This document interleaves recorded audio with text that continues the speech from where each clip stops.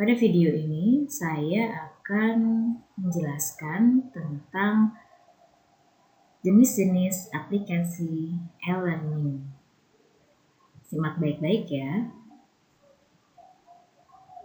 Oke, pada video sebelumnya saya membahas tentang komunikasi online. Pada video tersebut dijelaskan bahwa komunikasi online terdiri atas dua jenis, yaitu sinkron dan asinkron. Dalam bahasa Inggris disebut synchronous dan asynchronous. Nah, ini juga berhubungan dengan jenis-jenis dari aplikasi online.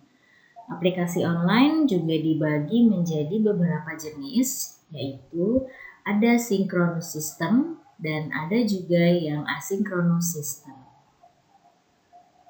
Synchronous system merupakan aplikasi yang berjalan secara real time di mana seluruh pemakai bisa berkomunikasi pada waktu yang sama. Contohnya adalah chatting, video conference, dan lain sebagainya. Sedangkan asinkron merupakan aplikasi yang berjalan ketika seluruh pemakainya bisa berkomunikasi bukan pada waktu yang sama, alias bisa diakses pada kapan saja dan informasi tetap tersampaikan. Oke, jika tadi kita melihat dua jenis aplikasi tersebut, bahwa memang ada dua jenis, yaitu aplikasi yang real time dan tidak real time ya, yang bisa diakses pada kapan saja. Kalau aplikasi yang berjalan secara real time adalah aplikasi yang mengandung chatting dan video conference. Artinya, para pengajar dan juga siswa bisa bertemu secara langsung melalui aplikasi Maya. Oke, pada kesempatan kali ini saya akan membahas aplikasi e-learning. Ada 5 ya. Ini yang utama menurut saya. Yang lain ada banyak versinya. Tapi saya akan membahas lebih dalam mengenai Google Classroom, Edmodo, Zoom, Schoology, dan Moodle. Oke, yang pertama adalah Google Classroom. Google Classroom merupakan suatu serambi aplikasi pembelajaran online yang dapat digunakan secara gratis. Google Classroom ini merupakan aplikasi daring untuk menunjang kegiatan belajar dengan memanfaatkan akun Gmail sebagai layanan lingkup pendidikan online. Jadi, yang dapat menggunakan Google Classroom ini adalah orang yang memiliki akun Gmail. Jadi terlebih dahulu Anda ini harus membuat akun Gmail. Siswa dapat diundang untuk bergabung dengan kelas melalui kode pribadi atau secara otomatis diimpor dari domain sekolah. Jadi, ketika guru membuat kelas, siswa dibagikan kode yang terdapat di dalam aplikasi tersebut. Nanti, siswa memasukkan kode tersebut dan otomatis akan masuk ke kelas yang guru telah buat sebelumnya. Oke, ini adalah perkembangan dari Google Classroom dimulai dari tanggal 12 Agustus 2014, yaitu tanggal rilisnya ya. Pada tahun 2015 sampai 2016, Google Classroom mengembangkan fitur-fiturnya. Kemudian tahun 2017, pengguna Google pribadi dapat bergabung. Karena sebelumnya yang dapat menggunakan Google hanyalah orang-orang tertentu yang masuk atau yang memiliki akun Google Apps for Education. Sedangkan Google pribadi atau akun Gmail yang kalian miliki saat ini, yaitu yang free, itu tidak dapat menggunakan layanan ini. Namun pada tahun 2017, Google membuka kelas untuk memungkinkan pengguna Google pribadi untuk bergabung dengan kelas tanpa persyaratan memiliki akun Google Apps for Education. Dan pada tahun 2018 sampai 2019, Google itu mengembangkan fiturnya.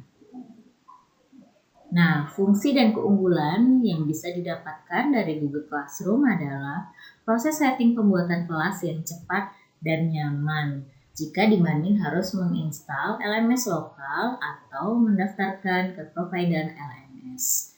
Guru hanya tinggal mengakses aplikasi dan bisa mulai membagi-bagi tugas dan bahan ajar. Pengajar dapat menambahkan daftar siswa atau berbagi kode unik yang memungkinkan akses ke kelas pada Google Classroom. Interface atau halaman muka Google Classroom itu lebih sederhana ya dan mudah untuk digunakan. Jadi user friendly, sehingga akan ideal digunakan bagi setiap pengajar dengan tingkat pengalaman e-learning yang beragam. Selain itu, hemat dan efisiensi waktu. Jadi, peserta kelas atau siswa tidak lagi harus mendownload tugas yang diberikan oleh guru. Guru membuat dan mendistribusikan dokumen untuk peserta didik mereka secara online serta juga dapat menentukan peringkat, memberikan umpan balik untuk semua tugas, dan melakukan penilaian menggunakan aplikasi Google Classroom. Selanjutnya, mampu meningkatkan kerjasama dan komunikasi. Jadi, guru dapat mengirimkan pemberitahuan ke peserta didik atau siswa mereka untuk memulai diskusi online atau memberitahu mereka tentang kegiatan pembelajaran online tertentu. Jadi, meskipun pembelajaran secara online itu tidak terhambat ya.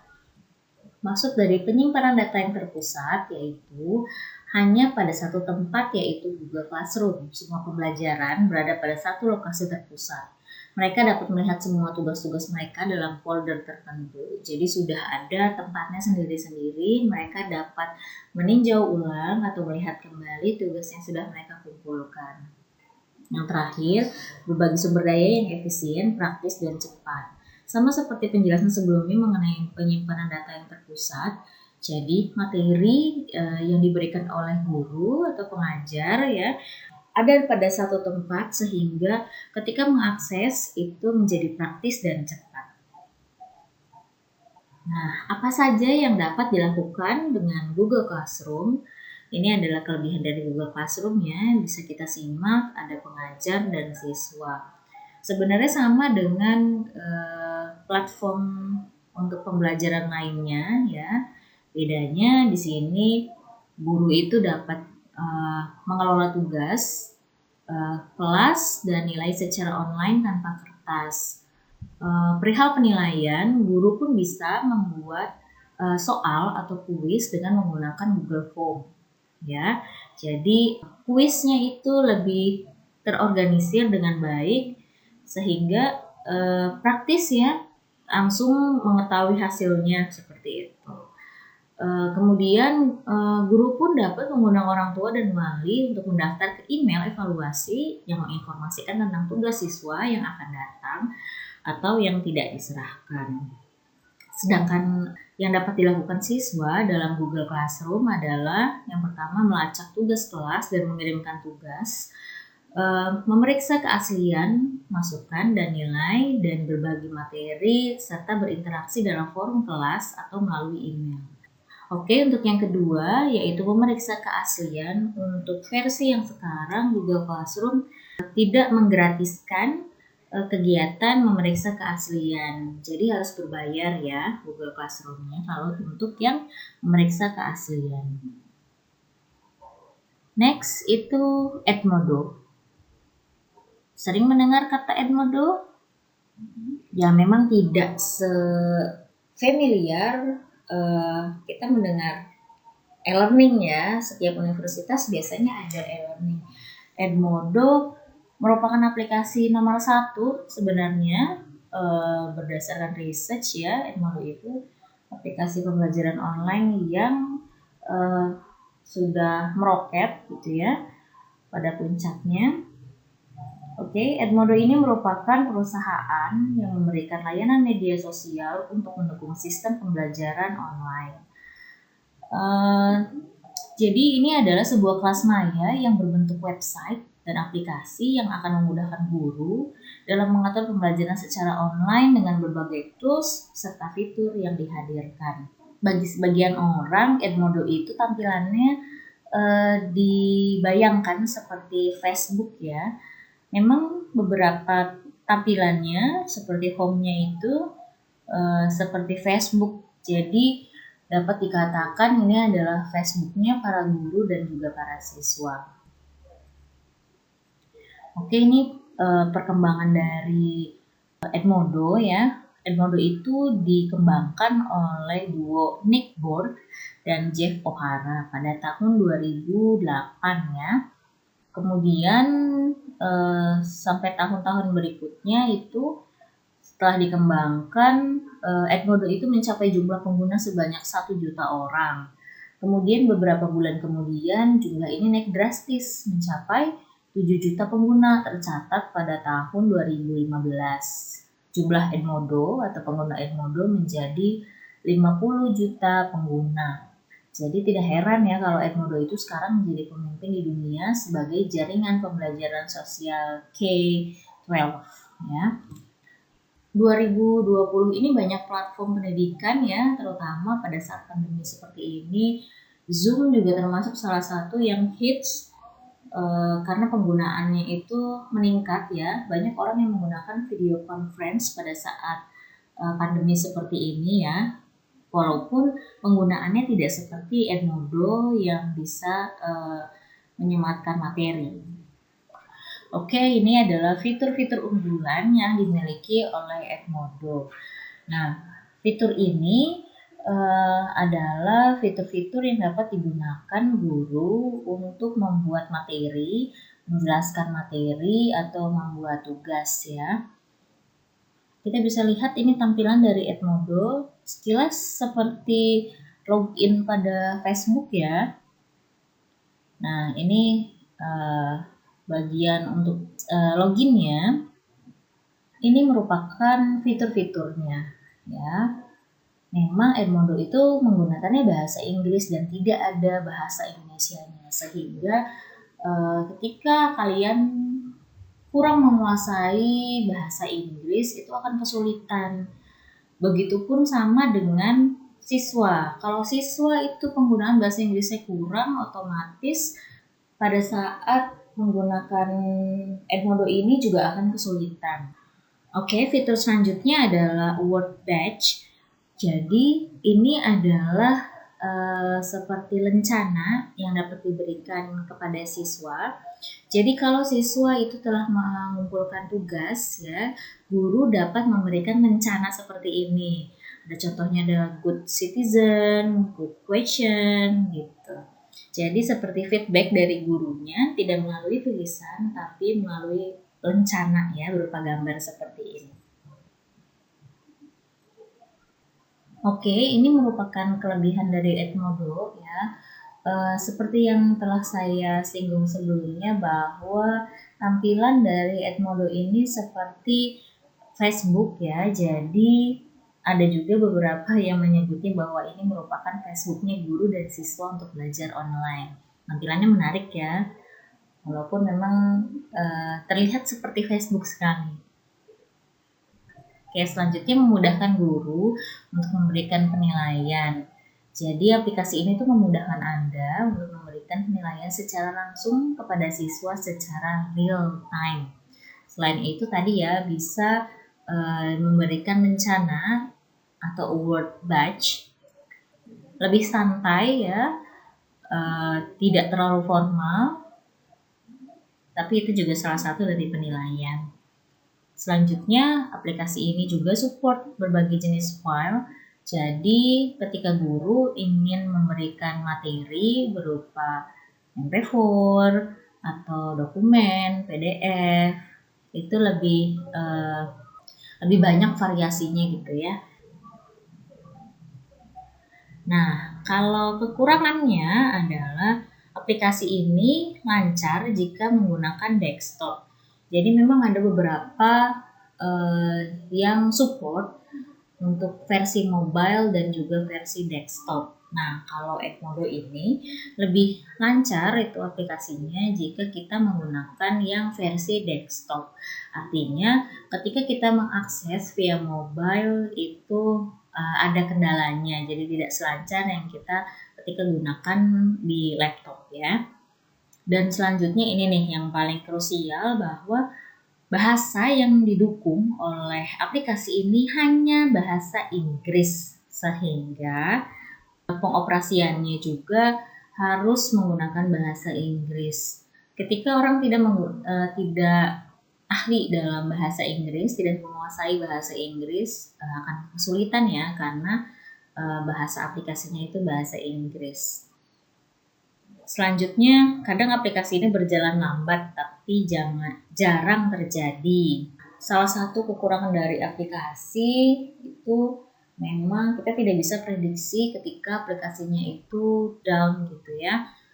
Artinya kadang-kadang aplikasinya, kalau kata bahasa anak sekarang mah nge-lag gitu ya. Jadi kadang-kadang mengganggu proses pembelajaran. Aplikasi selanjutnya adalah Zoom. Nah, ini pada tahun 2020 Zoom ini menjadi hits ya penggunaannya, karena banyak orang menggunakan Zoom ini untuk meeting, atau seminar, atau kalau bahasa pada saat pandemi ini bahasanya bukan seminar ya, tapi webinar, web seminar gitu ya. Oke, Zoom ini merupakan aplikasi buatan miliarder Eric Yuan ya, ini fotonya, yang dirilis pada tahun 2013, tepatnya pada bulan Januari. Nah, selain aplikasi, Zoom ini juga dapat diakses melalui website baik untuk OS Mac, untuk Windows, Linux, iOS, dan Android. Ketika kalian mendaftarkan diri di Zoom ya, sign up di Zoom, itu ada beberapa keuntungan. Ini keuntungan bagi pemakai Zoom yang versi free ya, bukan yang berbayar. Kalau versi yang free itu si pengguna Zoom dapat menggunakan Zoom atau meeting ya hingga 100 partisipan. Kalau mau lebih dari itu harus bayar ya. Harus yang setiap bulannya itu berbayar. Oke, untuk waktu meetingnya itu maksimal 40 menit. Jadi kalau kalian akan menggunakan Zoom ini lebih dari 40 menit, akan terjeda. Jadi 40 menit itu biasanya nanti out dari aplikasi. Nanti setelah itu masuk lagi ke aplikasi untuk memulai kembali meetingnya. Ya. Kemudian kualitas suara dan gambar juga bisa di set menjadi HD. Jadi kalau kamera kalian memang jernih, itu akan terbantu ya. Tapi kalau laptop kalian kameranya itu belum jernih, itu meskipun gambarnya HD, tampilannya juga akan tetap gelap ya. Jadi juga ini tergantung kepada kamera si pemakainya. Nah, ini nih yang fitur yang paling sering dipakai ketika sedang nge-Zoom ya. Kalau guru itu sedang mau menerangkan materi, guru dapat menggunakan fitur screen sharing ya. Artinya guru dapat berbagi layar kepada partisipan ya. Jadi partisipan akan melihat layar yang dibagikan oleh si guru tersebut.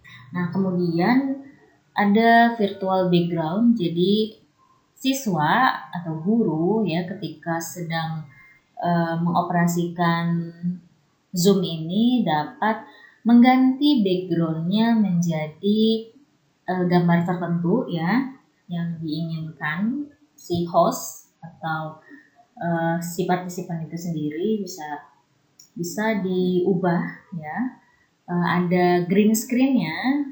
Nah, ini ya. Jadi kalau background kalian tidak polos ya, itu tidak bisa diganti backgroundnya. Jadi kalau background kalian itu lemari atau apa gitu ya yang belakangnya tidak polos, itu tidak bisa diganti ke virtual background. Jadi kalian harus polos belakangnya baru bisa diganti ke virtual background.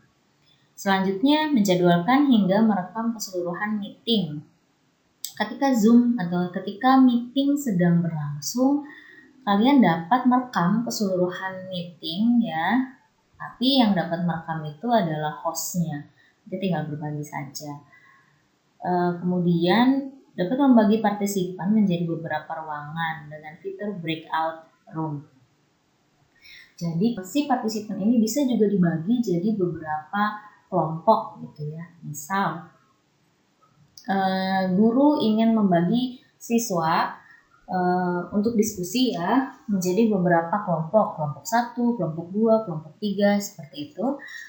Guru dapat membaginya dalam suatu bahasanya room-nya, dalam room, tapi masih di dalam Zoom, cuman room-nya akan terpisah-pisah gitu ya. Tapi si host itu tetap bisa atau si guru tersebut masih bisa memonitoring ya. Tapi tidak out dari Zoom. Nah, nanti kalau sudah selesai bisa dikembalikan kembali ke room utamanya gitu ya. Jadi itu adalah fitur dari breakout rooms. Nah, kalau kalian kelebihan dana gitu ya atau ingin mengupgrade-nya menjadi pro, ini adalah list dari beberapa akun ya, berarti ya bahasanya akun, ada beberapa akun, ada Zoom yang basic atau free ya. Jadi ini adalah keuntungannya ini ya, yang tadi saya sudah jelaskan. Tapi jika kalian itu merasa kurang, saya mau menggunakannya lebih dari 100 partisipan, atau saya mau melakukan meetingnya lebih dari 40 menit. Nah, kalian harus mengupgrade ke Pro, Business, atau ke Enterprise. Nah, ini listnya pada tahun 2020 ini ya. Mungkin nanti setiap tahun akan naik tergantung dari dolar. Tapi menurut saya jika keperluannya itu hanya untuk mengajar, itu bisa free saja ya. Tapi dengan catatan 40 menit itu Zoom akan berhenti dulu beroperasi, kemudian nanti akan restart ya, akan mengulang kembali gitu. Oke, selanjutnya ini adalah fitur dari Zoom ya, ada schedule and join meeting, ada host meeting, ada touch up my appearance, kemudian ada record and save video Zoom. Ya, kalau tadi ini yang schedule dan join meeting ya. Kemudian ada host meeting. Nah, yang touch up my appearance nih, kalian bisa memperbaiki penampilan kalian gitu ya di Zoom ini. Ada filternya nih. Jadi kalau kameranya gelap gitu ya, nanti kita bisa blur, mukanya jadi halus seperti itu. Ada juga filter-filter pendukungnya gitu ya. Kalau untuk meeting atau pembelajaran secara online itu kan semi formal ya. Jadi menurut saya yang touch up my appearance itu tidak perlu gitu. Kecuali meeting ini digunakan casual, jadi hanya untuk fun gitu ya. Bisa kita gunakan touch up my appearance. Kemudian tadi ada record and save video Zoom. Guru juga dapat merekam ya, dapat merekam video yang tadi sudah dilakukan ya pada Zoom, dan kemudian bisa di-share kembali ke siswa. Biasanya kalau webinar itu nanti akan direcord ya, nanti akan direkam kegiatan tersebut, kemudian di-share kembali di YouTube sehingga nanti orang lain pun dapat mengakses ya, dapat melihat kembali tayangan dari yang tadi sudah dilakukan. Oke, itu fitur Zoom ya secara umum. Nextnya, nah ini adalah salah satu tampilan dari virtual background. Jadi kalian itu ketika sudah masuk ke Zoom ya, klik ini ya, ini menu setting. Nah ini ada pilihannya, kalian bisa mengatur berbagai fiturnya ya. Nah ini yang virtual background. Nah, yang tadi saya bilang harus menggunakan background yang polos atau green screen. Kalau orang syuting gitu ya, kadang-kadang mereka itu menggunakan green screen agar bisa background itu diganti jadi animasi. Nah, ini ya contohnya. Oke, kekurangannya jika kita tidak memiliki green screen atau background kita tidak polos, itu nanti animasinya akan rusak ya. Bisa-bisa nanti animasinya ke muka kalian gitu. Jadi ada permasalahan juga di sini gitu ya. Jadi tidak selalu sukses dalam menyeting virtual background.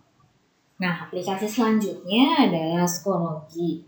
Psikologi ini merupakan salah satu platform inovatif yang dibangun berdasarkan inspirasi dari media sosial Facebook. Sama ya seperti Edmodo gitu ya, dengan tujuan untuk kepentingan pendidikan. Platform ini itu dikembangkan pada tahun 2009 di New York. Ini tampilannya ya.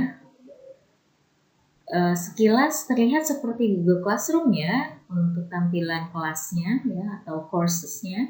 Ini seperti yang ada di Google Classroom. Sedangkan yang tampilan atasnya ini seperti Facebook gitu. Jadi tampilannya menarik ya. Oke, kita langsung membahas mengenai kelemahan psikologi. Jadi, aplikasi ini tidak dapat diakses secara offline. Seperti platform yang lainnya, psikologi ini harus online ya, berbasis online. Kalau tadi saya bilang tampilannya itu menarik, di sini kelemahannya justru tampilan home itu kurang interaktif ya, serta belum mendukung bahasa Indonesia. Jadi pengoperasiannya itu harus menggunakan bahasa Inggris.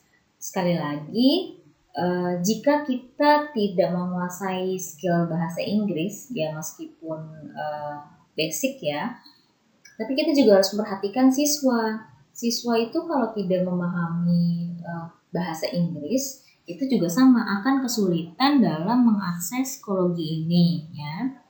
Selanjutnya aplikasi ya atau konten yang versi mobile itu kurang lengkap jika dibandingkan dengan yang desktopnya. Sehingga ketika ingin digunakan lebih baik digunakan secara desktop ya, berarti yang versi desktopnya. Nah ini yang kemudian dikatakan tidak praktis ya, karena kan tidak selalu kita membawa laptop, sedangkan fungsi dari kita menggunakan platform ini adalah untuk mendukung pembelajaran jarak jauh yang dapat diakses dimanapun dan kapanpun.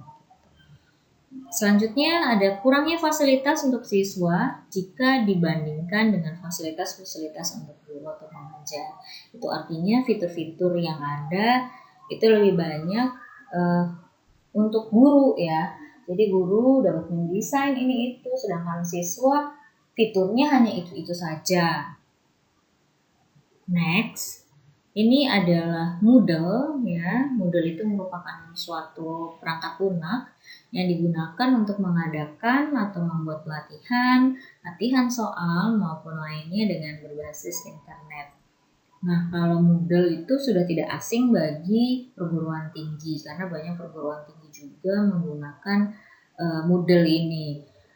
Kalau di berbagai universitas itu namanya berbeda-beda ya. Namanya itu e-learning, ada Elena gitu ya, beda-beda. Tapi tetap itu Moodle namanya ya, cuma namanya saja yang berbeda. Oke, ini tampilannya ya. Secara umum tampilannya itu akan sama seperti ini ya, ada dashboard. Ini yang menggunakan bahasa Indonesia ya. Bisa juga disetting bahasa Inggris ya.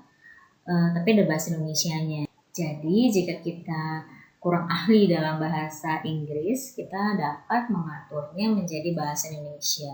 Oke, selanjutnya Moodle itu cocok untuk diterapkan dalam kelas online. Tadi ya sudah ada tampilannya seperti itu, ada banyak fiturnya.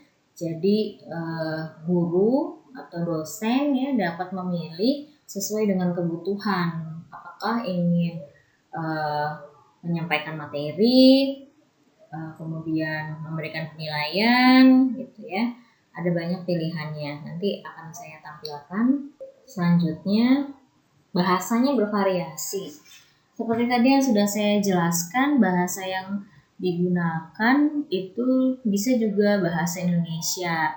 Nah, ini salah satu keuntungannya yang aplikasi lain atau platform lain itu tidak ada ya. Yang lain itu masih bahasa Inggris, sedangkan Moodle dapat diatur menjadi bahasa Indonesia. Selain itu ada 45 bahasa juga yang sekarang itu tersedia di Moodle. Tinggal pilih bahasa mana yang sesuai dengan kebutuhan pembelajaran ya.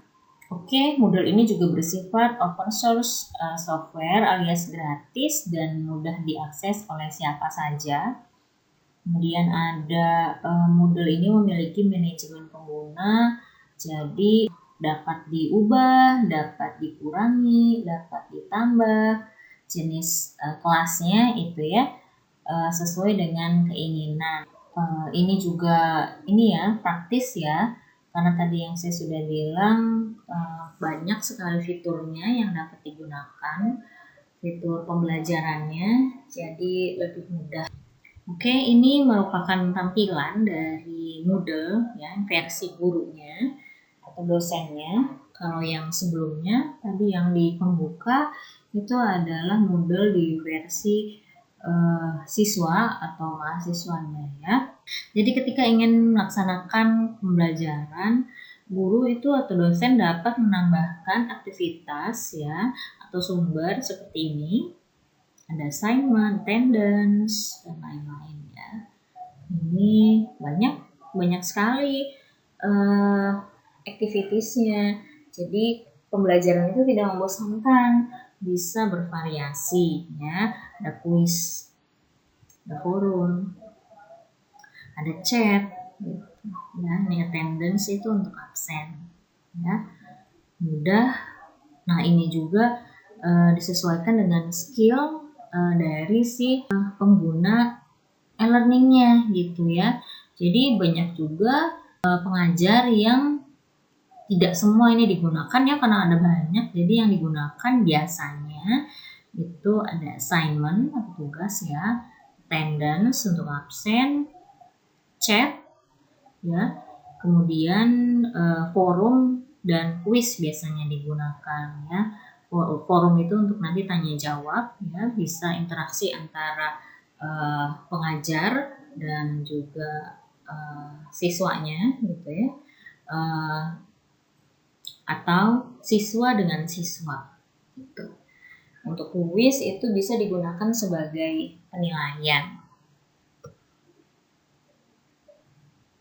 Oke, sekian ya, itu merupakan gambaran secara umum dari aplikasi atau platform penunjang pembelajaran jarak jauh. Semoga ilmu yang sudah disampaikan dapat bermanfaat bagi kita semua.